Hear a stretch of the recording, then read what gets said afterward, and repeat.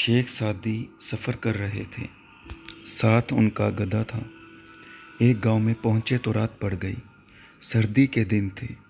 رات بسر کرنے کا ٹھکانہ تلاش کرنے لگے۔ گاؤں والوں میں سے کوئی ٹھکانہ دینے پر رضامند نہ ہوا۔ آخر کار ایک گھر کا دروازہ کھٹکھٹایا۔ گھر والے نے کہا، میری بیوی درد سے تڑپ رہی ہے، اسے بچہ نہیں ہو رہا، اگر دعا کریں تو میں جگہ دے دوں گا۔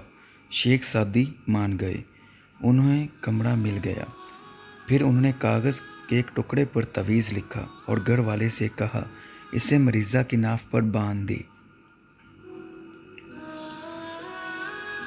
تعویذ باندھتے ہی بچہ ہو گیا۔ اگلی صبح شیخ سعدی تو چلے گئے، لیکن گاؤں والوں نے تعویذ سنبھال کر رکھ لیا۔ جب بھی کسی کو زچگی کی تکلیف ہوتی تو وہی تعویذ لے جا کر باندھ دیتے، تکلیف دور ہو جاتی۔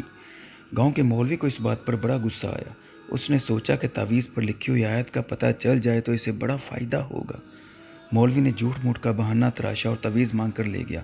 اسے کھولا تو لکھا تھا، یا اللہ، میں اور میرا گدھا اب آرام سے ہیں، ٹھکانہ مل گیا ہے، باقی تو جانے اور تیرا کام جانے۔ خدا حافظ دوستو۔